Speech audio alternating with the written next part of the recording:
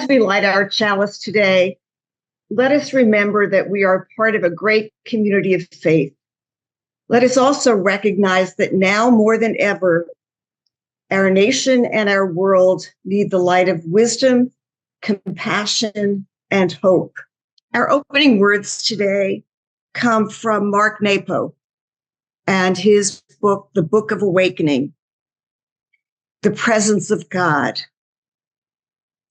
I looked 100 times and all I saw was dust.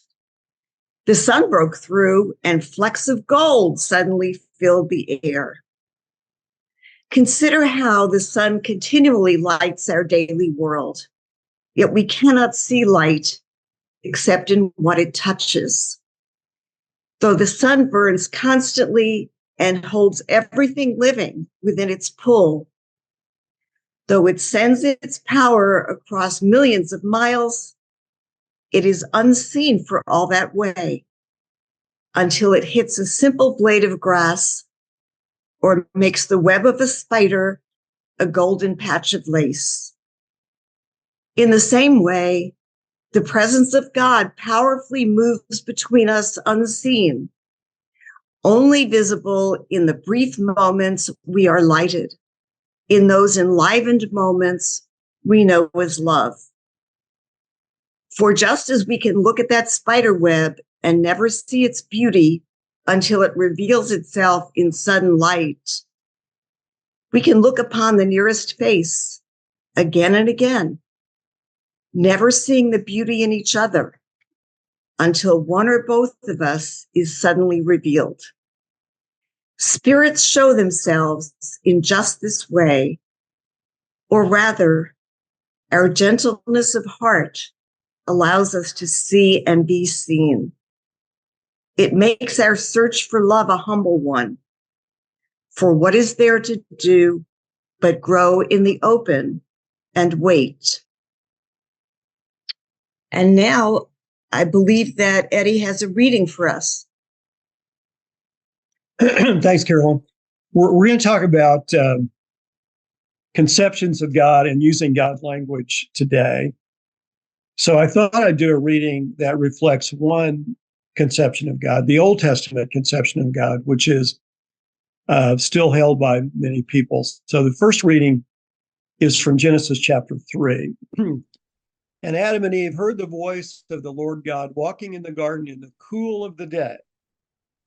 And Adam and his wife hid themselves from the presence of the Lord God amongst the trees of the garden. And the Lord God called unto Adam and said unto him, Where art thou?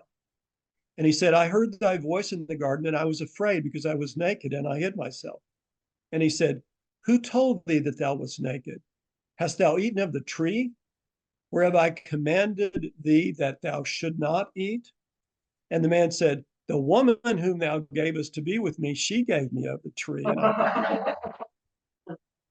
And the Lord God said unto the woman, What is this that thou hast done? And the woman said, The serpent beguiled me, and I did eat. Therefore the Lord God sent him forth from the Garden of Eden to till the ground from whence she was taken. So he drove out the man, and he placed at the east of the Garden of the Eden cherubims and a flaming sword, which turned every way to keep the way of the tree of life. Pretty personal image of God walking in the garden in the cool of the day. Here's one later. This is Jonathan Edwards, 1741. Men are held in the hand of God over the pit of hell. They have deserved the fiery pit and are already sentenced to it. And God is that dreadfully provoked. His anger is as great towards them as to those that are actually suffering the executions of the fierceness of his wrath in hell. And they have done nothing in the least to appease or abate that anger. Neither is God in the least bound by any promise to hold them up one moment. The devil is waiting for them. Hell is gaping for them. The flames gather and flash about them and swallow them up. Pretty angry, tough God. Then, Jeff, I don't know if you were able to get this image to show it. Hang on. But if you can, go ahead. But it's the painting, the creation of man, on the ceiling of the Sistine Chapel. It's a much more peaceful, sort of caring version of God. But if you're ever going to make a case that man created God in man's image, it would be that painting. I don't know if you all have ever seen it or remember it. God is this big, powerful, muscular grandfather person with a flowing beard. He's surrounded by angels. Adam is not really smaller than him, maybe a little bit, but he's reaching out with his finger to touch the finger of Adam. Now, Adam is nude, the angels are nude. God has this cute little pink nightie on, which I assume Michelangelo thought if he paints God in the nude, it's going to raise some complex theological questions. So, but that's the way he appears. Pretty peaceful, but very much human. Thank you, Eddie. And we can now perhaps take a few moments to reflect on these various images of God and also the most unfortunate images and treatment of women starting in Genesis. And Diana, I hope that you have the little bell there that you can ring at the end of a few minutes. Thank you. It is now time for our offering. And remember, we are a loving and giving community. All here believe in hope and want to work to make the world a better place. We understand that living a good life includes giving to our local community to help our neighbors make the most of their lives. We do that as best we can, and we depend on the financial support of this fellowship to make this essential work possible. If you are a first-time visitor, please let the basket pass you by. Your presence with us today is your greatest gift.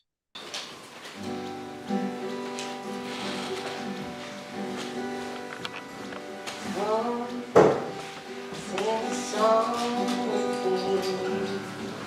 Come, sing a song with me.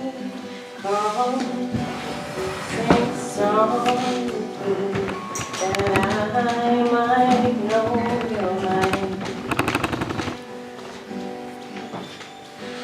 And I bring you home, and hope is hard to find. This is all right. And I bring a song of love and a rose in the winter time. Come, dream a dream with me. Come, dream a dream with me. Come, dream a dream with me, that I might know your mind. And I'll bring you home when hope is hard to find. And I'll bring a song of love and a rose in the winter time.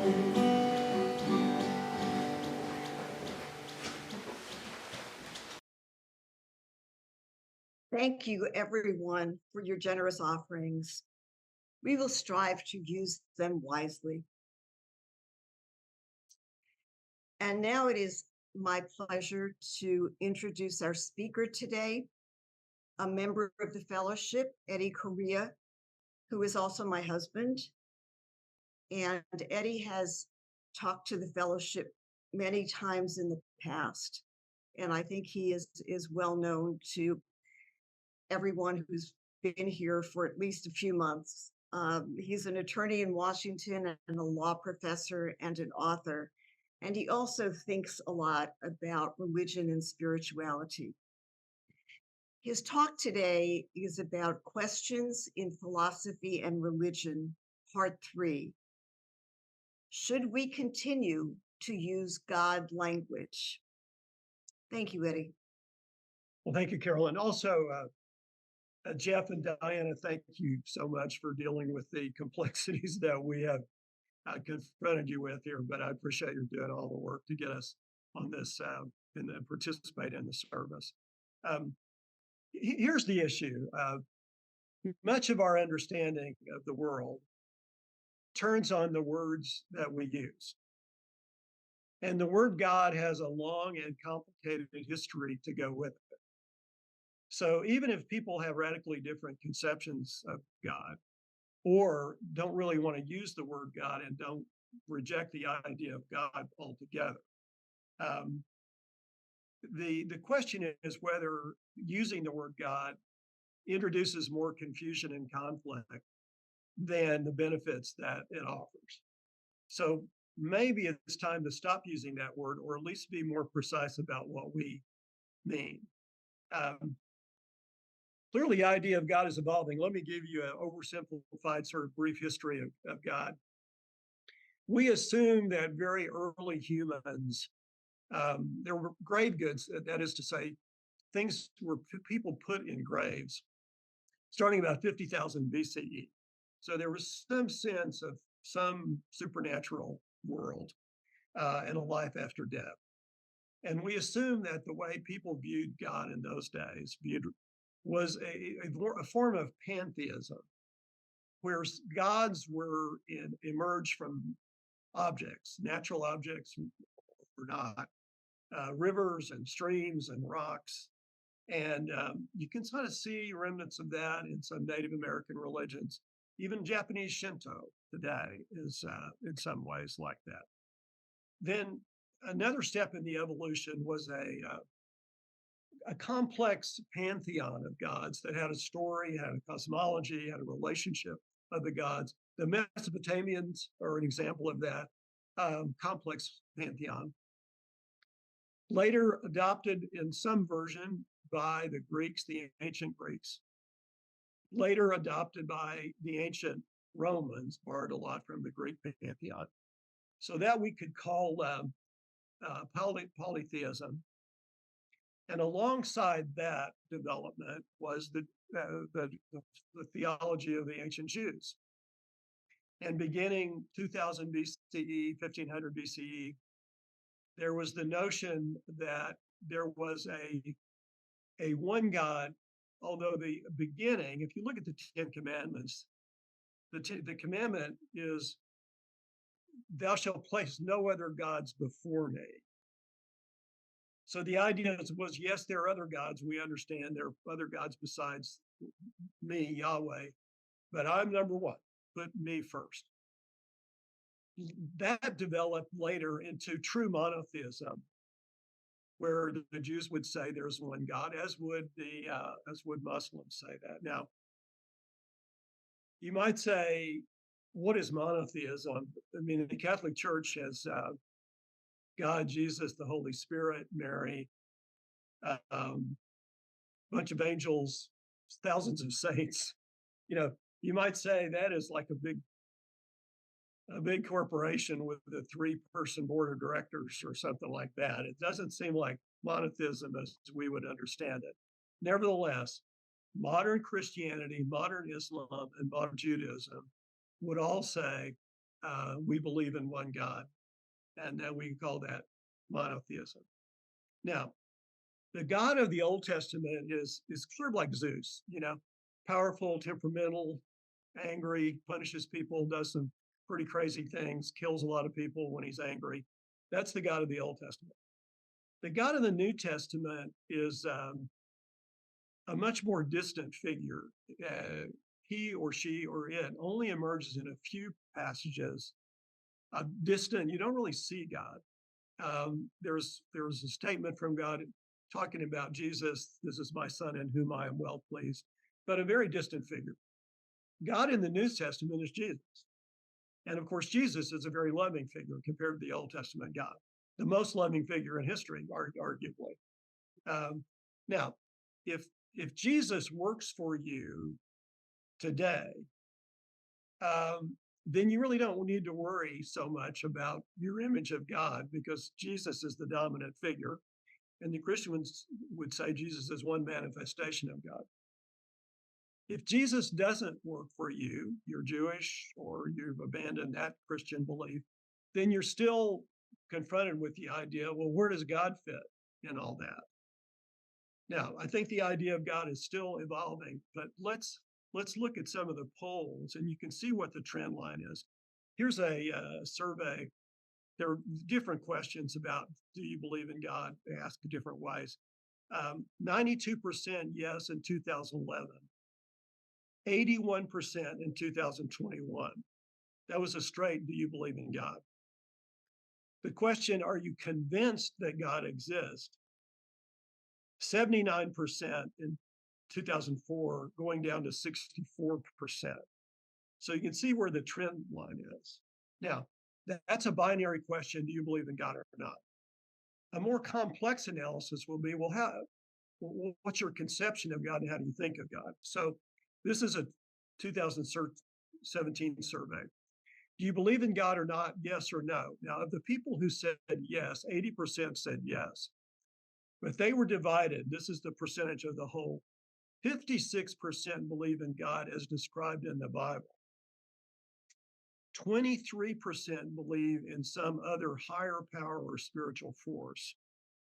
And then of the people who said no, 9% say they believed in a spiritual higher power or spiritual force, and only 10% said they didn't believe in any spiritual force or higher power. So that means we could say, at least today, 33% of people say, I believe in some higher power or spiritual force, but not the traditional God of the Bible. That is going down. It's 56% a few years ago. I'm sure it's continuing to go down.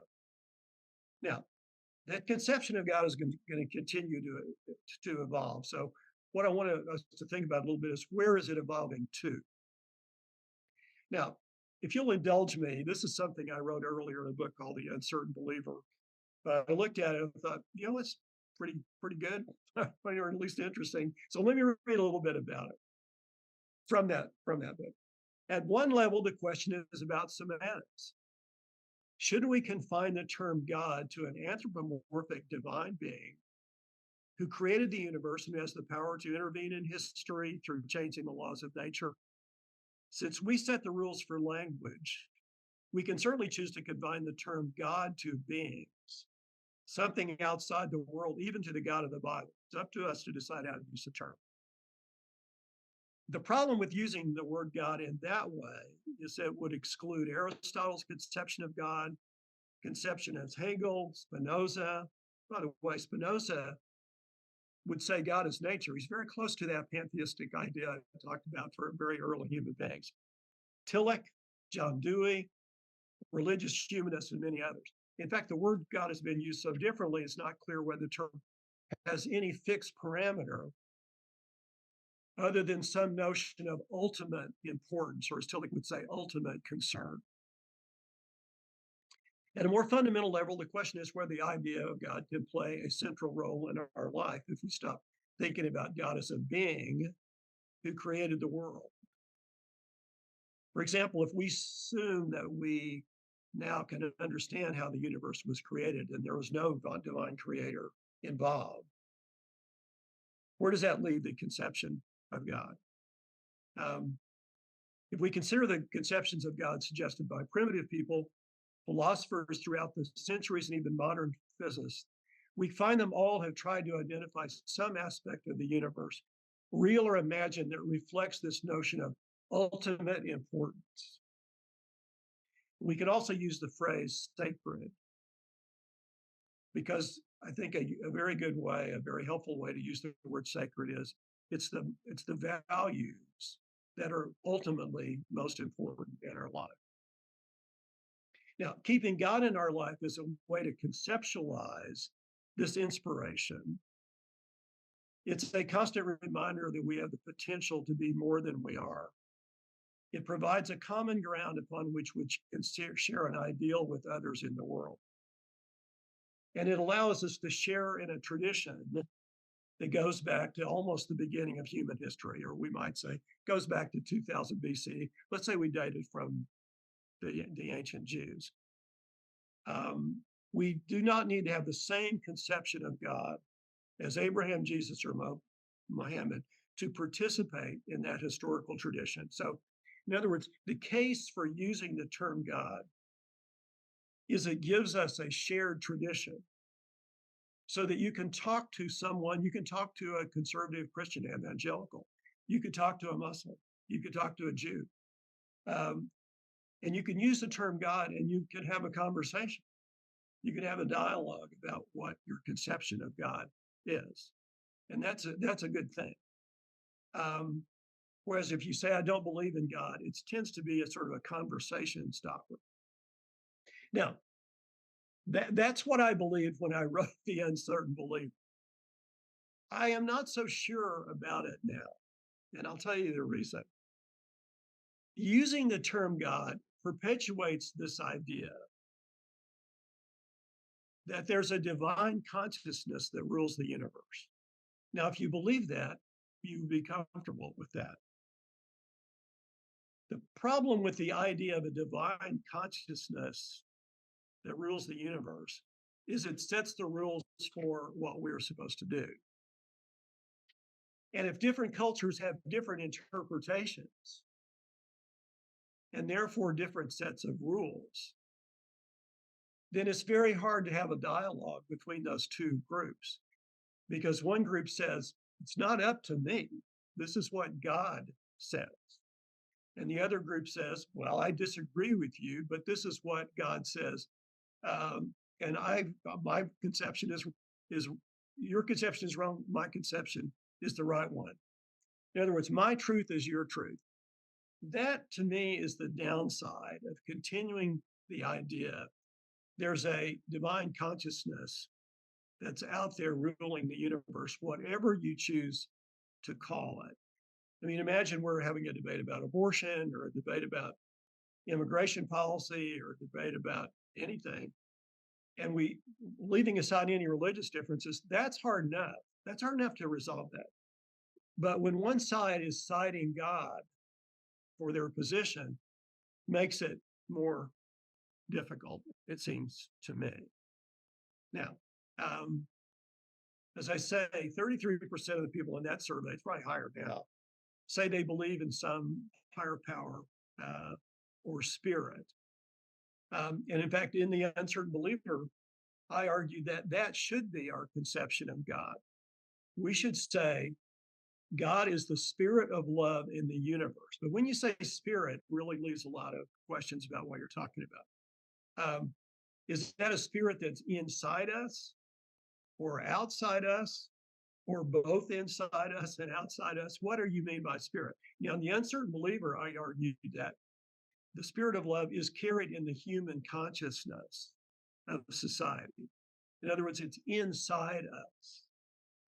And that consciousness, which is in the minds of, intelligent people, not on this planet, but maybe on a bunch of planets, we could call that the spirit of love in the universe.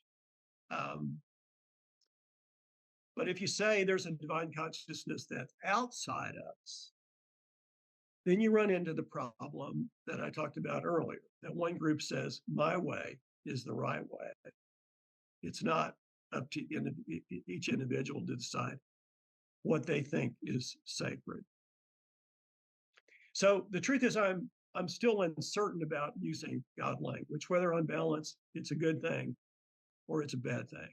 I'm much more comfortable with using the language of higher power or a spirit.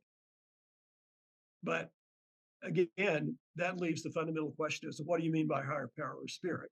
Let's see if we can borrow some insights from Hinduism. There are two schools of Hinduism. By the way, Brahman is the idea in Hinduism of some all-encompassing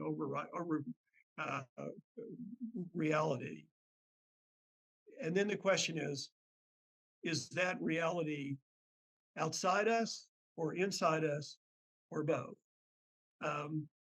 There's this is simplifying Hinduism, which is a very complex set of ideas, but non-dual means that the substance of Brahman is identical to the substance of Atman, which is our soul, which is inside us.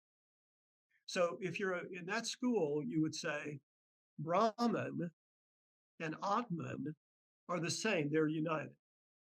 That means this higher power or spirit or Brahman is both inside us and outside us. Now there's a dualistic school that says those are different. Brahman is different from Atman inside us. So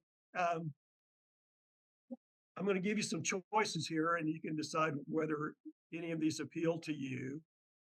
But before that, let's talk about what we mean by divine. The word divine. Word divine, a very powerful idea. And I think to use that word divine, it means something other than just everyday reality. It means something that's not subject to the laws of science as we understand them. Still a broad idea, but different than what everyday science tells us. Okay, so here are the three choices. Those are not the only choices, but there are three possibilities. One is to say, you could certainly use the term God, or you could use the term higher power. And that is outside us. That is, it's external to us. That's the Western tradition. Judaism, Christianity, Islam, all think of God as external to us.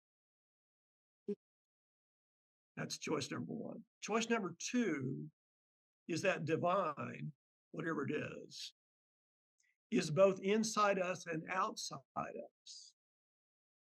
That's the non-dual, the Hinduism tradition I was telling you, where Brahman and Atman are the same, but they're both inside us or outside, and inside us and outside us. That's choice number two. Choice number three is that there is a higher power. We use the term higher power, but it is, what we mean by that is something that is inside us. And it's governed by the laws of science. In other words, we're humans. We're alone in the universe.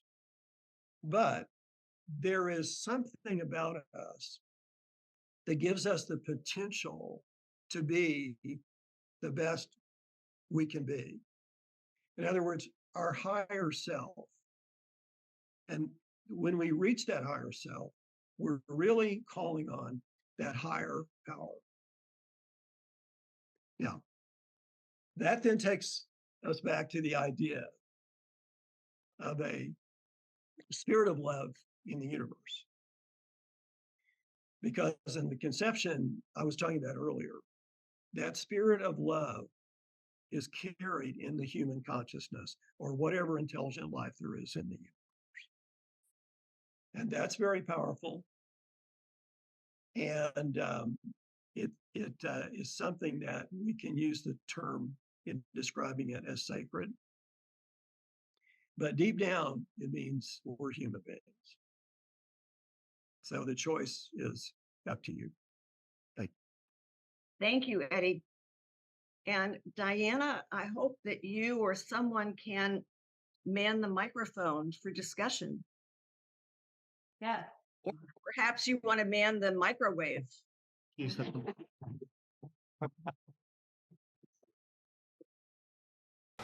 So Carolyn did actually ask if I would man the microwave. And I told her I would do the best I could. So are there comments or questions? Thank you. That was a wonderful talk, Eddie. Thank you. Thanks both of you for being so diligent in getting to us. What I wanted to say is that I think my option would be like a little different from the third one, but almost the same as the third one, because I really think of the golden rule as a powerful idea, and I think of religion in terms of metaphor.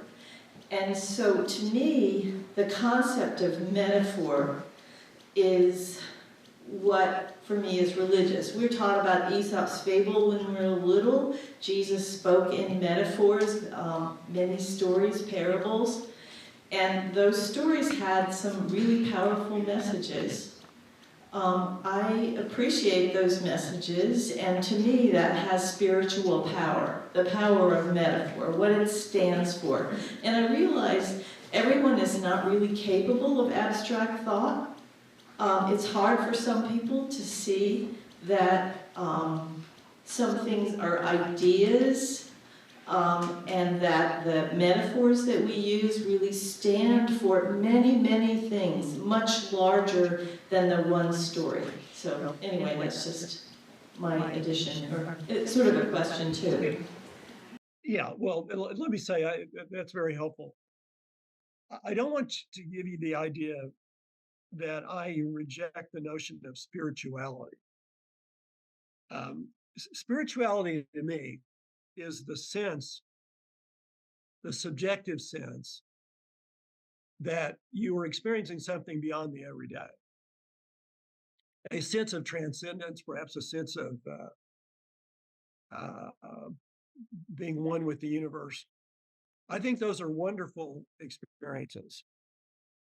And when you talk about metaphor and you talk about the powerful notion of an idea like love your neighbor as yourself, that, as I say, I think it's fair to call that sacred, because you could say that's the highest value, or certainly one of the highest values in life.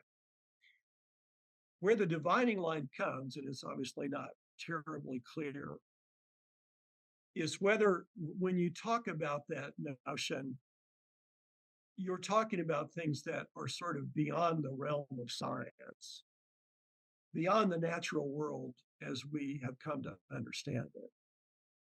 And I'm very uncomfortable with that idea for the reasons I've described. But, it's impossible to be certain about these things. And I just think the danger of talking about things beyond the realm of science is that they're easily claimed by one group as truth. And once they do that, we're in a possible conflict situation that's hard to get out. Eddie, this is Mike Ness. The last part of your comment is exactly what I was going to talk about. I think all of us need to have a great deal of humility when we talk about God and our conception of God, and claim, to claim that our version is the truth is just a setup for conflict, and we've seen it all through, I don't know, ancient history, but since civilization has developed, and it's just humility. Yeah. When you think about Gaza, the Palestinians hate the Israelis, or a lot of them do, and they would do it. They would hate each other, forget about religious differences. There's a territorial issue, there's a historical issue. So aside from religious issues, there's a huge conflict. But that different conception of the universe and different conceptions of God and religion has to deepen the fault line there, I think. You look at India, which has got some militant Hinduism that persecutes Muslims, other places around the world, even the United States, conflict between conservative Christians and others. It seems to me we've got political differences which are tough enough. You add religious differences to them, it makes the whole problem more difficult. Andy, this is Buddy. Several things here. One is, my word might be sought, something out there, and it's unfathomable what it is, and that's part of the mystery. And the mystery is the key to spirituality. It's the key to feeling connected with something that you can't define, which is a good thing, and therefore has no image, physical or otherwise. And if we're all energy, and energy can neither be created nor destroyed, then you have no beginning, no end. It fits into the idea that somehow we are part of a larger form of energy. And to that, I feel like when we translate things into human consciousness, we tend to limit our ability to appreciate the vastness and beyondness of what is really part of our insides and our outsides. We can't fathom what it is, but we can't be without it. It's kind of like the fish in the ocean that breathes in the water from the ocean. It's inside the fish. It's also everywhere outside the fish. And the fish can't live without it. So that's the little vision I had. Yeah, well, what you're describing is a wonderful part of existence. You're describing in some ways what Helen was talking about the importance of metaphor, spirituality. These things are sort of hard to break down analytically because they're so intuitive. There's a sense of mysticism, a sense of wonder about it. Those are all good things. Now, Susan Mosley and I used to argue about this on this really point. She viewed me as like the cold, nerdy scientist guy, and therefore I couldn't really appreciate spirituality. And I'd say, yeah, you're kind of a in the clouds, person talking about mysterious things. Although we would just joke about it a little bit.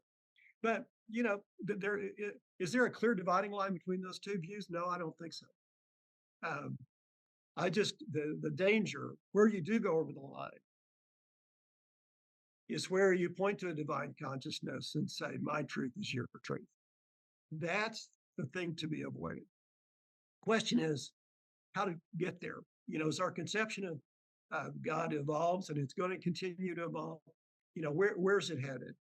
And to me, that's the dangerous point to avoid. A little confused on your second point of non-dualism and your third point of a higher self and spiritual love. So when you're looking at Eastern philosophies versus Western philosophies, you have to take out the concept of God that you automatically talked about. Brahman is not a light-beared person in the sky, it's an energy force. Atman is your higher consciousness. So when you're saying you have your body and your higher consciousness, it's the same view as the non-dualism. The consciousness is part of the divine consciousness that's part of you. So they say Sat, Chit, Ananda. It's the truth in your body, and that's what science figures out, what's physical. The truth in your consciousness, that's a no thing. It's just energy that's out there. And the truth in your divinity or your bliss, which is the same. It's the same connection. And that's when you go back to Eastern, the Christianity of mysticism, the Christian mysticism, they believe the same thing, that Christ consciousness is part of what God is, but it's all an energy. And science only measures what's physical. And from there. Yeah. Well, in general, I think this is oversimplification, but in general, Western religion, I've said this before, but Western religion looks only externally for what's divine. It looks to whether we're going to call it God or whatever we're going to call it, but it's outside us. Eastern religion tends to look a lot more inward. And early Buddhism, you might say, didn't worry about gods at all. Hindus certainly do. And I certainly agree, Brahman is not a grandfather in the sky figure at all. It's a sense of whether you want to call it energy, some all-encompassing reality in the universe. Those are very respectable ancient traditions. They just decide whether they work for you in a modern world, and whether they promote conflict or reduce conflict. To the extent that people are pursuing that for their own life and what works for them, that's a beautiful thing. I don't see any problem with that, any downside about that. It's when we turn the external, whatever we're going to call it, into something that promotes conflict, as I say. To me, that's the thing to worry about.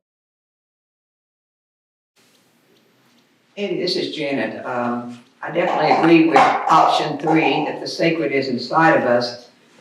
But I think that some people don't acknowledge or support that sacred that is inside of them. But if you do, and you come together in community with others who acknowledge that, then I think that's where we rise to spirituality. Yeah. Well, certainly that is the goal of Unitarianism, and I think it's certainly reflected in our fellowship. I mean, we are very respectful of each other's views, able to share them, able to respect each other's views. So that to me is where we should be headed, certainly headed as a society, as a world. So, my name is Helen, and I'm a visitor here, but this is all very interesting to me. Personally, I'm a liberal Presbyterian of the contemplative mystical breed, just to self-identify. And the one thing that I wanted to throw into this conversation is my appreciation for the work that's been done in developmental theory about the stages of spiritual development. I'm a mental health person in one of my day lives, and so developmental theory is interesting to me in other areas of my life. And as I have spent much time over many years trying to muddle my way through all this, the work of people like James Fowler, who was really hot back in the 80s and then he kind of died out, but interestingly, lately there's been a resurgence of interest in him and others. And part of what's fascinating, if you look at developmental theory, doesn't really matter what your religious bias or your conceptual, framework is. There are kind of different levels of spiritual maturity. And one of the things that I appreciate about Fowler's work is that when you're in a higher level of developmental level of spiritual maturity, no matter what your cultural or religious framework, it's all kind of the same at that point. And that's just something that's helpful to me. I don't know if you have any comments on that, Eddie. Yeah, I actually wrote a book that maybe, 50 people read, called Teaching Your Child About God in the Scientific World. But I relied on Fowler in that book and the idea of developmental. And the idea was that children, as they develop and develop their spiritual sense, in some ways, exactly how they get there is not really the point, it's where they are in their adult life. Are they finding peace and joy in their own life? Do they have compassion for others? Do they have a sense of meaning in their life? That's the important thing about where you want your kids to end up, because they're going to decide themselves. They're going to decide their own doctrinal approach to life if they're going to have any doctrine. But you want them to end up there as far as their sense of connection with the world. Ethically works, and also in thinking of developmentally mature spirituality, I just would like to offer the conjunctions both and versus or, and think about the fact that there are many paths to the same sacredness. So that's more of a both and. We get into trouble when we say or, I think. And that's, I guess, dualism, right? So, that's all. Well, the Dalai Lama, and Buddhists generally will we use words like, down deep, we believe the same thing. Down deep, you believe in Jesus, and down deep, we're going for the same goal. Unfortunately, Christians don't talk that way. They talk with a much more exclusivity idea in it. And I just think Eastern religion, and now the situation in India is a difficult one because they've promoted a form of Hindu nationalism there, which I think is a big, big problem. So, of course, 4.5 billion people live in the East. So it's kind of hard to generalize about that big group. But to the extent Eastern religions say what's going on is mainly in your mind, and learning about meaning in your mind, that's what's most important. That approach really makes it easier to say, I respect your spiritual path. I have one, you have another. We're both, head in the same direction, and that's wonderful. So that's where we ought to go. I think.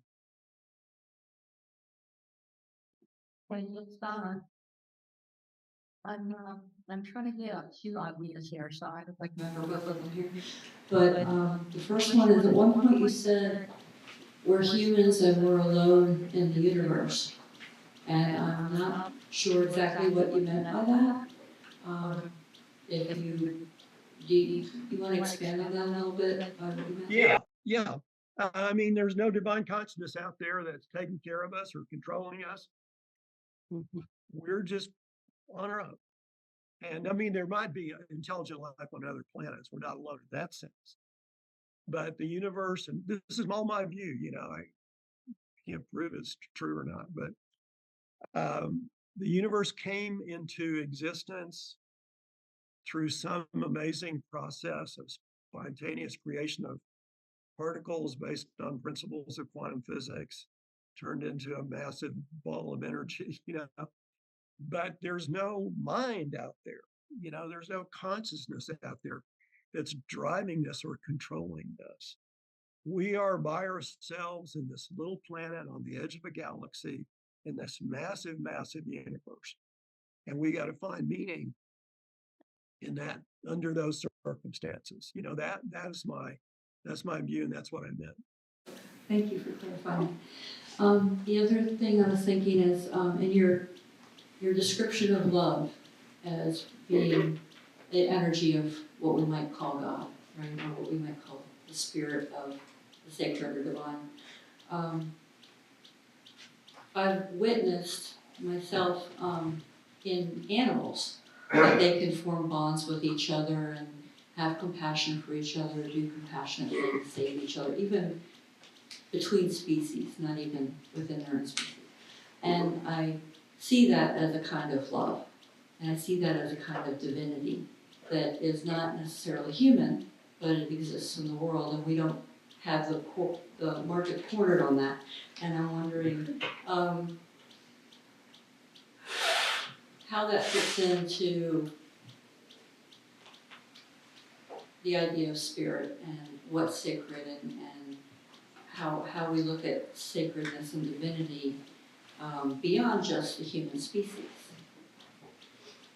The other thing I was thinking is that there's a tradition, I'm not sure what it's called, but they have Shakti and Shiva, and Shakti is the power of creation, and Shiva is the power of destruction. And we just sang a song a little while ago about don't be afraid of change, but the only thing in the universe that seems to be constant is change. And our Earth, we know, has gone through many changes over billions of years, and right now beneath our feet, the tectonic plates are smashing into us and forming mountains in one place and earthquakes in other places, and oceans have dried up, and all of these things change all the time. And the surf pounds seashells in the sand, and there's nothing but change going on around us all the time. So I'm wondering how that power of change fits into the power of creation as well. Well, you raise lots of interesting points. Let me just respond to a couple of them. First of all, the word sacred obviously has religious origins, and it would refer to historically something that has to do with God. Well, to me, it's useful and it's consistent with historical tradition, although different. To say sacred means the highest values in life. And if you were going to list the candidates for the highest value in life, what would those be? Say saving the planet, something. But compassion, compassion for others, to me, certainly what I would put top of the list. And so to say that compassion for others is sacred, to me, makes perfect sense. Now, where is that compassion? Where do we find it? Where's it located? It's located in our mind. It's located in our consciousness. And so that's the reason that I think saying that if we want to call that spirit of love, or we want to call that whatever we want to call that to me is getting at the most sacred thing in life. In the uncertain believer, I said, let's call it God. Let's just say that's God. The problem I have about that now is I think there's so much historical, I hate to say baggage, but historical meaning that's attached to that word. I'm sort of more skeptical about using the term God to describe that. But the other thing I want to respond to is this idea of change. That is certainly true. That's a Heraclitus point. Man never steps in the same river more than once because that river is always changing. Here's what else is changing. Species become extinct all the time, and ours will too. I don't know if it's going to be 10,000 years or 1,000,000 years, but it's going to happen. And when that happens, there's the passing of a species that we thought we had dominion over, having, all the animals of the earth. Clearly we did not. But we have to deal with that too. We have to deal with the fact that people are going to die. You're going to get old, and someday our entire species is going to be gone. And that's the human condition. So you got to find meaning, in the face of that. And now, if you would please rise as you're willing and able to sing hymn number 131, Love Will Guide Us. And please remain standing after the song for extinguishing the chalice and closing words. Jesus, guide us, hope inside us, we'll lead the way on the road from greed to giving. Love will guide us through the hard nights. If you cannot sing like angels, if you cannot see for thousands, you can give from deep within you. You can change the world with your love. Love will guide us, peace has guided us, hope inside us, we're leading the way on the road from greed to giving. Love will guide us through the hard night.